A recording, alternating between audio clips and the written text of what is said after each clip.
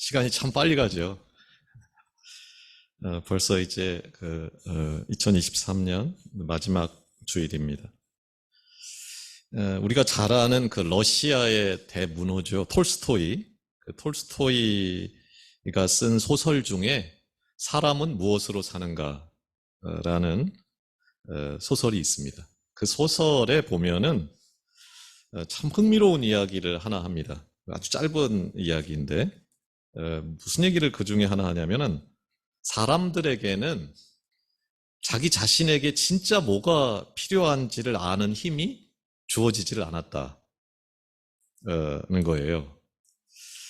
내게 진짜 꼭 필요한 게 뭔지를 알 수가 없기 때문에 그걸 모르니까 자꾸만 엉뚱한 것, 아무 필요도 없는 것에 목숨을 걸고 심지어 자기 영혼을 팔아먹기까지 한다는 것입니다. 오늘 본문이 이와 매우 유사한 이야기를 합니다. 지난 설교, 야고보서 설교의 마지막 구절이 오늘 본문 19절하고 아주 직접적으로 연결이 되니까 한번 읽고 가겠습니다. 야고보서 1장 18절입니다. 그가 그 피조물 중에 우리로 한 첫 열매가 되게 하시려고 자기의 뜻을 따라 진리의 말씀으로 우리를 낳으셨느니라. 그러니까 야고보는 우리가 첫 열매, 하나님께 드려지는 그 하나님의 열매, 세상에서 가장 소중한 열매가 되도록 세상에 뿌려진 씨앗, 흩어진 나그네 같은 뿌려진 씨앗, 겉으로 보기에는 진짜 아무 힘도 없고 비빌 언덕도 없는 그냥 세상을 떠돌아다니는 그런 나그네 같은데 실제로는 이 더러운 죄악과 더러움이 가득한 그런 세상에서 하나님의 나라를 보여주기 위해서 흩뿌려진 씨앗들이다. 가장 연약해 보이고 가장 가난하고 별 볼 일이 없어 보이는데 그 속에 영원한 하나님의 나라를 담고 있는 가장 행복한 자들이다. 그렇게 말하는 것입니다. 그런데 그 생명이 어떻게 태어나고 자라는가? 그것은 말씀으로 그렇게 된다. 말씀으로 태어나고 말씀으로 잉태되고 말씀으로 자란다. 그러니까 오늘 본문은 야고보서는 계속 말씀을 말하거든요. 이제 그 말을 한 후에 오늘 본문이 이렇게 시작됩니다. 19절입니다. 내 사랑하는 형제들아 너희가 알지니 사람마다 듣기는 속히 하고 말하기는 더디하며 성내기도 더디하라. 왜? 사람이 성내는 것이 하나님의 의를 이루지 못하기 때문이다. 이렇게 말을 합니다. 야고보는 중요한 말을 할 때마다 앞에 늘 내 형제들아, 특별히 더 중요한 말을 하려고 하면 내 사랑하는 형제들아 이렇게 이제 부른 후에 그 애정을 담아서 말을 꺼냅니다. 오늘 본문도 그렇죠. 그런데 그 말을 하자마자 너희는 알지니 이걸 꼭 알아야 된다는 거예요. 알지니 뭐를 알아야 되냐면은 말씀으로 태어난 사람은 세상 사람들하고 다르다는 거예요. 어떤 면에서 다른가? 말씀을 속히 듣고 말을 더디하고 성내기도 더디하는 그런 삶을 사는 사람으로 달라져야 된다. 왜? 왜 그런가? 그것은 사람이 성내는 것이, 다시 말하면은 말씀을 듣지 않는 것은 하나님의 의를 이루지 못하기 때문에, 이게 하나님의 의라는 게 구원을 얻지 못한다는 거예요. 다시 말하면은 이걸 얻지 못해? 이렇게 되는 것으로 끝나질 않고, 이 말은 뭐냐면은 영원한 저주, 영원한 죽음, 영원한 파멸에 이르게 된다는 거예요. 이렇게 되지 않으면은 말씀으로 태어나고 그 말씀으로 살지 않고 내 성냄으로 사는 것들. 그런데 이제 문제는 그게 쉽지가 않잖아요. 어떻게 사람이 성을 안 내고 살 수 있는가? 어떻게 하나님의 의를 이룰 수 있는가? 어떻게 영원한 생명을, 영원한 구원을 내가 받을 수 있는가? 그게 21절입니다. 그러므로 그렇기 때문에 모든 더러운 것과 넘치는 악을 내버리고 너희 영혼을 능히 구원할 바 마음에 심어진 말씀을 온유함으로 받으라. 뭘 버려야 하냐면, 뭐를 내버려야 하냐면, 모든 더러운 것과 넘치는 악을 내버려라. 이게 이제 옷을 갈아입는 때 쓰는 용어들이거든요. 그래서 우리가 이제 오물로 막 옷이 범벅이 되고 완전히 더러워지면은 당연히 너무나 자연스럽게 그 옷을 벗어버리잖아요. 그리고 새 옷으로 갈아입잖아요.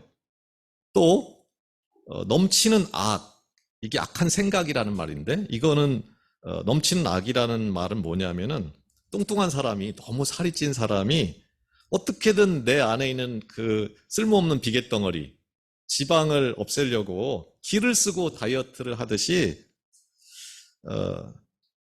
한 번에, 단번에 삶에서 그 나쁜 짓, 나쁜 생각을 단번에 돌아서라, 이런 말입니다. 이게 차차 변해가 이런 말이 아니고 이거를 단번에 버려라, 이렇게 이제 말을 합니다. 이런 것들은 이 악이나 악한 생각, 쓸모없는 이 비깃덩어리는 우리 삶을 영원한 생명으로 구원할 수 없다는 거예요. 능히 구원할 그 욕망, 능히 구원하지 못할 그 욕망, 거기서 단번에 떠나라. 그거 기웃거리지 말고, 그거 부러워하지 말고 새 옷으로 당장 갈아입어라 라고 말하는 것입니다. 그렇다면 이 새 옷은 또 뭔가? 어떻게 그 새 옷을 입을 수 있는가? 그것은, 그 새 옷은 뭐냐면, 그 새 옷은 우리 영혼을 능히 구원할 수 있는 거예요. 우리를 영원한 생명으로 인도할 수 있는 거예요. 그게 뭐냐면 우리 마음에 심어진 말씀이 그렇게 할 수 있다라고 하는 겁니다. 근데 여기 보면은 내가 심은 말씀 이렇게 되어 있질 않죠. 심어진 말씀, 심겨진 말씀, 내가 심지를 않았다는 거예요. 하나님이 내 마음속에 심어진 그 말씀을 받을 때 우리가 구원을 얻을 수 있다. 근데 그 말씀을 어떻게 받을 수가 있는가? 이게 본문의 핵심입니다. 어떻게 받을 수 있는가? 뭐라고 되어 있죠? 마음에 심어진 말씀을 어떻게 받죠? 온유함으로 받으라. 이게 핵심입니다. 이상하죠? 이미 내 마음에 심어졌다는 건 내가 받았다는 거예요. 이미 내 안에 있다는 거예요. 근데 받은 거, 심어진 걸 또 받아라? 좀 이상하죠? 이미 내가 받았는데 또 받아라는 말처럼 돼버리죠. 그거는 이 말씀을 받는다는 말은 실천하라는 말입니다. 실천하라는 말입니다. 말씀대로 살아라. 말씀대로 실천해라. 말씀대로 행해라. 그게 받는다는 거예요. 근데 그 말씀을 어떻게 받느냐? 어떻게 실천할 수 있느냐? 온유함으로 가능하다. 온유함으로 받을 때 그게 가능하다. 온유하다 이러면 우리는 야, 온순하다. 그 사람 좀 온순해. 유해. 부드러워. 이렇게 이제 생각할 수 있는데 성경에서 나오는 온유함은 그 말이 아닙니다. 성경에서 말하는 온유함은 뭐냐면은 자신을 하나님 앞에서 낮춘다. 구약에 보면은 세상에서 가장 온유한 사람이 하나 나와요. 그게 모세죠, 모세. 근데 모세가 온유한 사람인가요? 모세는 성질 나가지고 사람을 때려 죽인 사람입니다. 근데 그가 온유하다. 그러니까 온순하다는 말이 아니에요. 모세는 나중에 40년 광야 생활을 하면서 하나님 앞에 철저히 엎드립니다. 자기 뜻을 다 버려요. 하나님 앞에 낮추고 하나님의 말씀 밑으로 들어가서 내 뜻 다 버리는 것. 그게 온유하다. 성경 어디서나 나오는 온유함이 많이 나오잖아요. 그 온유함은 하나님 앞에서 나를 낮춘다는 말입니다. 하나님 앞에서 내 고집을 꺾는다는 말이에요. 내 뜻, 내 생각을 접는다는 거예요. 쉬운 일이 아니죠. 말씀 앞에 자신을 죽이고 하나님의 뜻을 자기 뜻으로 바꾼다. 하나 되게 한다. 왜 그렇게 해야 하고 또 왜 그렇게 돼야지 구원을 얻을 수 있습니까? 그것은 하나님이 나보다 나를 더 잘 아시기 때문에. 처음에 톨스토이가 말했던 것처럼 우리는 뭐가 필요한지를 사실 잘 몰라요. 그런데 나한테 가장 필요한 게 뭔지를 하나님이 가장 잘 아시기 때문에 그렇게 해야 한다. 그분이 내 아버지인데 나한테 가장 좋은 것을 주실 것을 믿기 때문에 그렇게 할 수 있어야 한다. 그게 하나님을 하나님으로 인정하는 거예요. 그게 하나님으로 인정하고 말씀을 일부만 받는 게 아니고 전부로 받는 것을 온유하다. 이렇게 말하는 것입니다. 두 마음을 품은 자가 계속 나오는데 그 두 마음을 품은 자는 아무것도 받지 못한다. 한 마음이 돼야 된다는 얘기인데 그게 온유함으로 받는다는 말입니다. 내 뜻 따로 있고 하나님 뜻 따로 있고 그게 아니고 말씀 안에서 한 뜻이 된다는 것입니다. 두 마음 가진 자 말고 한 마음 가진 자가 되라는 거예요. 말씀 따로 행동 따로 기도 따로 사는 삶 따로 또 예배 시간 따로 예배 시간 끝나고 밖에 나가서 사는 삶 따로 그게 아니고 내 안에 지금 심어진 이 말씀이 내 존재 전체를 바꿀 수 있도록 그 더러운 생각, 더러운 그 모든 행위 그거를 다 그 썩은 생각들을 다 쓸어버릴 수 있도록 나를 내어드린다. 그게 온유함으로 받는다라는 것입니다. 그렇게 될 때 그 내 안에 첫 열매가 맺힌다. 세상 그 무엇과도 바꿀 수 없는 열매가 내가 이 세상에서 재벌이 돼도 맺을 수 없는 그 열매가 그것을 통해서 맺힐 수 있다라고 말하는 것입니다. 그것을 복이다. 중간중간에 복을 몇 번 얘기하는데 그걸 복이다 이렇게 말합니다. 시험을 참는 자, 시련을 견디는 자, 온유함으로 받는 자 이게 다 똑같은 말들입니다. 이렇게만 얘기하니까 야고보가 시청각 교육을 참 많이 하거든요. 그래서 지금까지 했던 말을 야고보가 다시 풉니다. 다시 풀어서 이렇게 설명을 합니다. 22절에서 25절이 이 말을 이제 시각과 눈으로 보이는 형태로 이제 풀어준 거예요.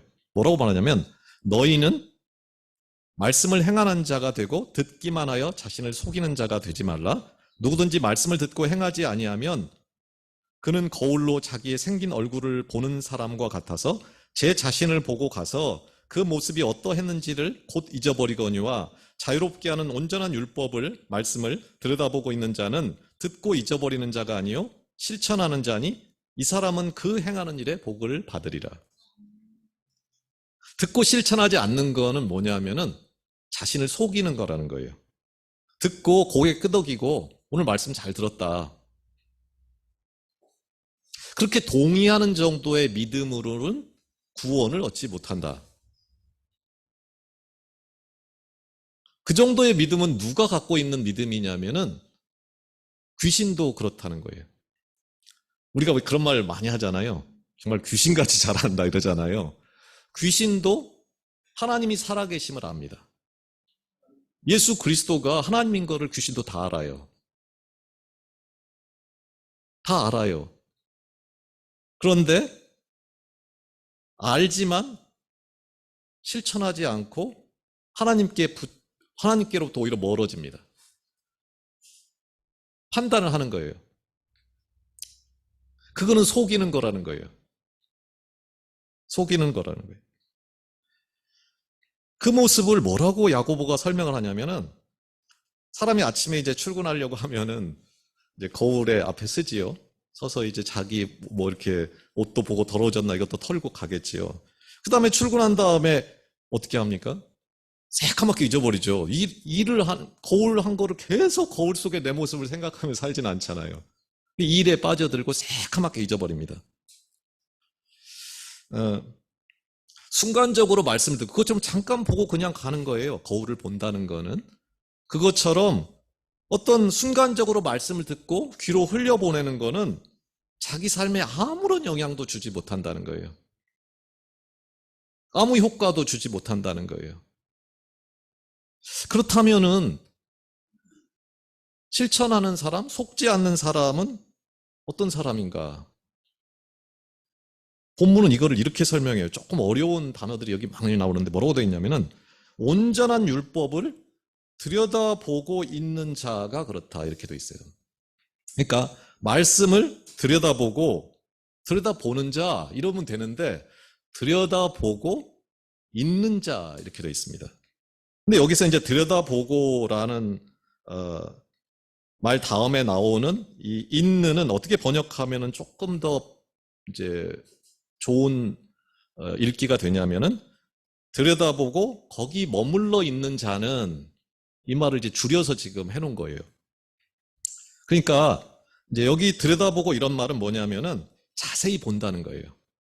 어제 제가 요 앞에 저기 사육삽 사거리에 거기 파리바게트인가 무슨 빵집인가가 하나 있는데 어제 눈이 많이 왔잖아요. 꼬맹이 하나가 눈사람을 만들고 막 코도 만들고 조그만 애예요.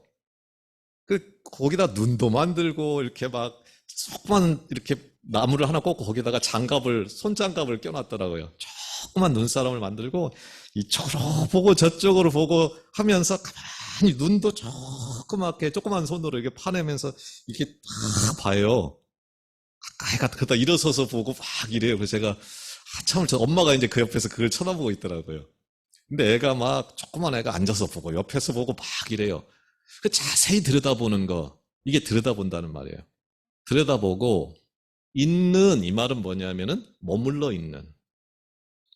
들여다보고 그냥 아까 거울처럼 떠나버리는 게 아니고 잊어버리는 게 아니고 그 말씀 옆에 머물러 있는 사람.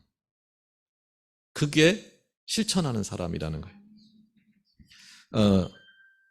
그게 그냥 거울 한번 슬쩍 비춰보고 출근해서 내일 하는 게 아니고 그 말씀이 하루 종일 내 곁에 머물면서 내 모든 말과 내 모든 행동을 비춰준다. 그래서 내 속마음, 내 그 모든 속사람, 내 일상, 내 일과 내 깊은 곳에 그 더럽고 추한 것들, 그때만 되면 일어나는 그 분노, 그 성질머리, 그 모든 추악한 것들을 일일이 비춰준다. 그래서 그것을 씻어내게 하고 도려내게 하고 수술하게 하고 그래서 나로 온전하고 구비하여 부족함이 없는 상태로 만들어 가도록 말씀 옆에 계속 있는 사람. 내가 하나님을 붙드는 게 아니고 하나님이 그 말씀이 나를 붙들도록 하는 사람. 그게 말씀을 실천하는 사람이다. 이렇게 말을 하는 것입니다. 어렵죠? 근데 야고보는 이 편지를 왜 썼을까요? 아니, 모두가 다 그렇게, 이 사람들은 진짜 대단한 사람들이거든요. 이 야고보서를 받는 사람들은. 그냥 믿음 때문에 모든 것을 포기하고 다른 나라로 쫓겨간 사람들이에요. 근데 야고보가 뭐라고 말하냐면, 거울 보고 속히 떠나는 것처럼 니네들이 그렇다는 거예요. 우리가 다 그런 자들이라는 거예요. 벌써 한 해 이제 마지막 날입니다. 올 한 해 이제 우리 성도님들은 얼마나 말씀에 머물러 계셨습니까? 얼마나 하나님 옆에 가까이 가셨습니까? 아마 특별한 사람을 제외하고는 아마 큰 변화가 없었을 것입니다. 교회 나오는데도 왜 이렇게 변화가 없을까? 나만 그런가? 교회 나가봐야 또 기도해봐야 달라지는 것이 없구나. 그런 생각을 거의 모든 사람이 할 것입니다. 근데 그게 그 믿음이 좋았던 초대교회, 특별히 엄청난 그 야고보의 편지를 이 받는 사람들도 그랬다는 거예요. 다 금방 잊어버리고 당장에 배고프고 하는 것들 때문에 하루에도 10번은 그 믿음이 흔들렸다. 실천하지 않았다는 거예요. 생각해보면은 그게 너무나 당연합니다. 그 거친 들판에 씨앗이 뿌려지고 싹이 날 때를 한번 생각해보면은 그 싹이 나는 것도 신기하지만은 그 여린 싹이 나온 후에 비바람이 불 때 그걸 보는 우리는 어떤가요? 저거 살아남기나 할까? 그 사정없이 흔들리는 모습을 보자면은 좀 기적처럼 그게 살아나죠. 그 싹이 자라서 시간이 지나면 나무가 됩니다. 계절이 몇 번 지나고 또 세월이 조금 많이 걸린다는 것이 우리를 조급하게 할 뿐이지 하나님이 들의 풀도 간섭하고 보호합니다. 그 몇 년생 나무, 뭐 길어봐야 우리 세상에 사는 천년 나무도 있죠. 그런 나무도 그렇게 그 조금씩 조금씩 자라면서 변화를 일으키는데 하물며 이 진짜 거친 세상에서 영원한 생명, 그 영원한 생명으로 자라나는 우리는 어떨까? 그걸 생각해 보면은 그 변화가 우리 눈에 보이는 게 오히려 이상한 겁니다. 그 생각이 우리를 넘어지게 하는 거예요. 그 사단이 자꾸만 우리를 옆에서 찌릅니다.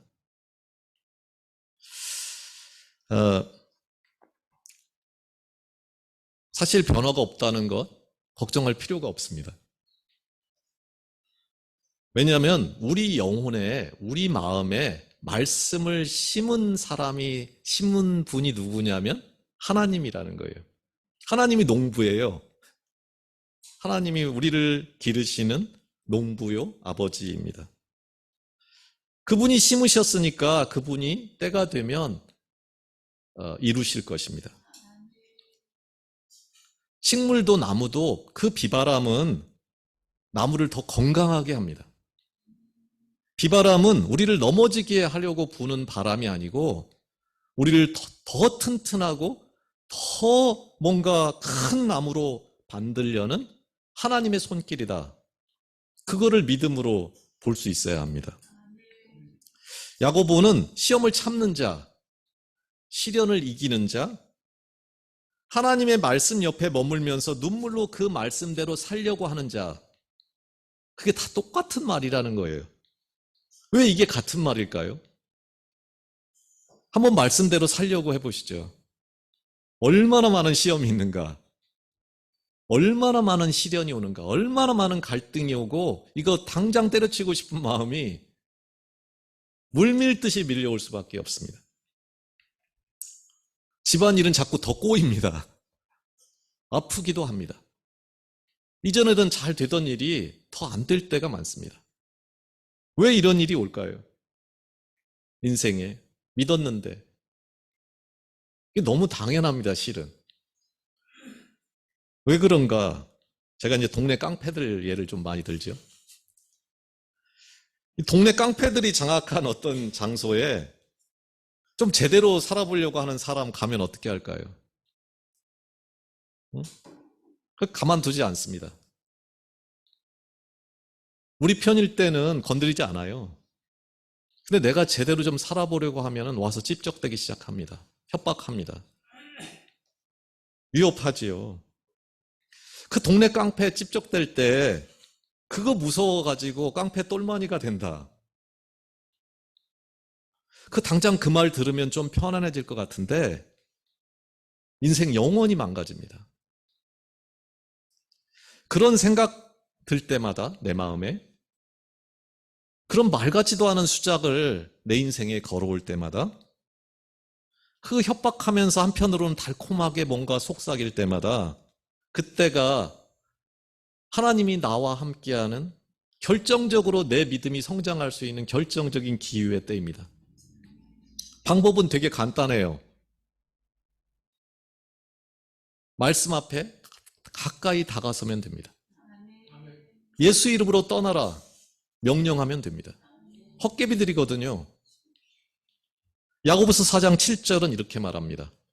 그런즉 너희는 하나님께 복종할지어다. 마귀를 대적하라. 그리하면 너희를 피하리라.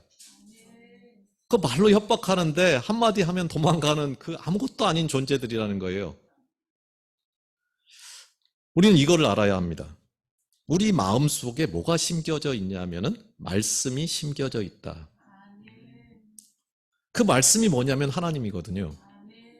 다시 말하면은 나는 이미 내 안에 하나님의 영광이 머물고 있는 사람이다. 그 믿을 수 없는 그 진실을 아는 자가 되면은 모든 게 좀 실상이 쉽게 보이기도 합니다. 쉬워지지는 않아요, 사실은. 시험이 오고 계속 오지만 이겨낼 힘을 얻게 됩니다. 그 영원한 생명이 이미 내 안에 심어졌고 내 안에서 정말 조금씩 영원을 향해 자라고 있고 내 안에서 이미 나를 바꾸기 시작했구나. 그래서 내가 이렇게 힘들구나 하는 것을 보는 눈, 그게 생겨야 합니다. 내 삶이 우연 속에 이렇게 던져진 게 아니고 하나님께서 한치의 오차도 없이 낮에는 구름 기둥으로 밤에는 불 기둥으로 나와 내 가족을 인도하고 계시는구나. 그거를 보아야 합니다. 내가 생각하는 복, 그게 복이 아니고 내가 생각했던 저주가, 화가, 슬픔이, 아픔이 그게 오히려 복이 된다. 그 지금 겪는 아픔, 고통이 영원한 기쁨이 되게 하는 그 하나님의 그 인도하심, 그거를 알 때 우리 삶은 고통 중에도 시련 중에도 행복합니다. 2024년 그런 은혜가 가득하기를 원합니다. 나보다 나를 더 잘 아는 하나님, 나보다 내 필요를 더 잘 아시는 하나님, 그 하나님을 믿고 나로 말씀 곁에 머물지 못하도록 끊임없이 나를 속이려 들고 그 온갖 장난질과 괴계로 나를 넘어뜨리려고 하는 그 어떤 속임수에도 말려들지 않는, 그래서 다른 거는 몰라도 말씀 곁에 머무는 시간이 길어지는,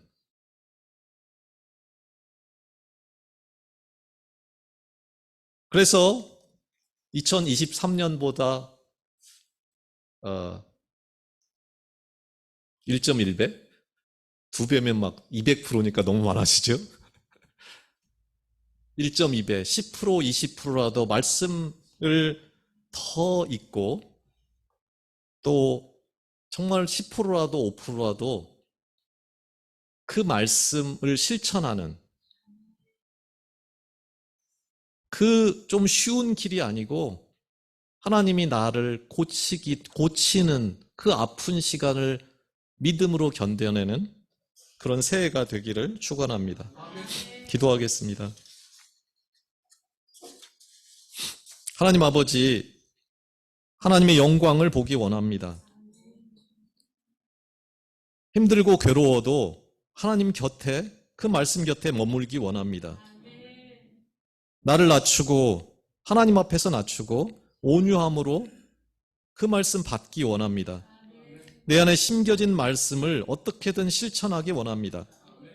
나를 날마다 속이고 나로 넘어지게 하고 말씀에서 멀어지도록 하는 악한 영들을 분별하고 대적할 수 있도록 영적 감각들을 주시옵소서. 올 한 해 아이가 자라듯 우리의 믿음이 자라게 하시고 우리 안에 모든 더러운 것과 넘치는 악을 내버리고 나보다 나를 더 잘 아시고 내 모든 필요를 아시는 하나님을 온전히 인정하는 우리가 되게 인도해 주시옵소서.